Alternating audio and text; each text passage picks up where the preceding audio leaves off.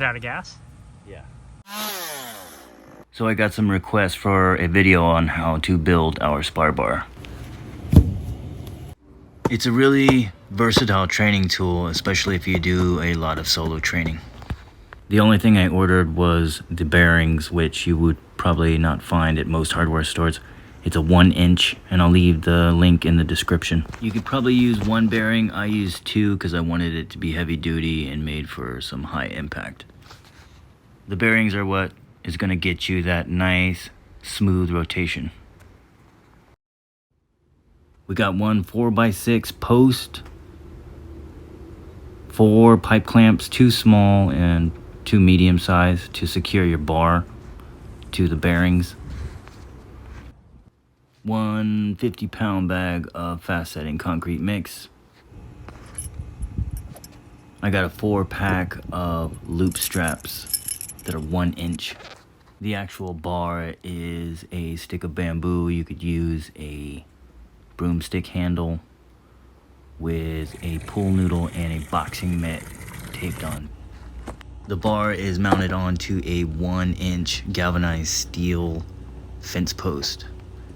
Really, you can use whatever you have laying around. That's what I did. The last thing I tied on was a tie kick pad, but you can use sandbags or even rope.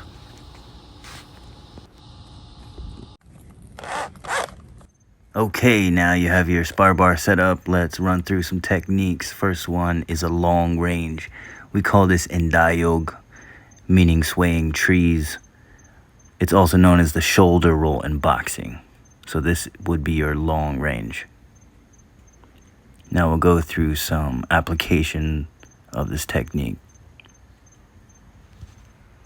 Next we'll go to the middle range. This is your bob and weave. Notice I'm inserting my hand after passing the bar. And here's the application for this.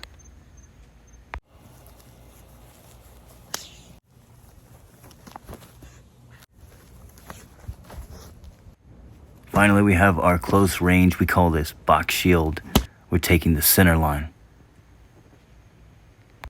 So this is my favorite training tool. Again, it's very versatile, and most importantly, it's interactive. So the harder you hit the bar, the harder it hits you. If you enjoyed this content, please consider a subscribe, a like, comment, and share. Thank you. Take care. And keep your hands up.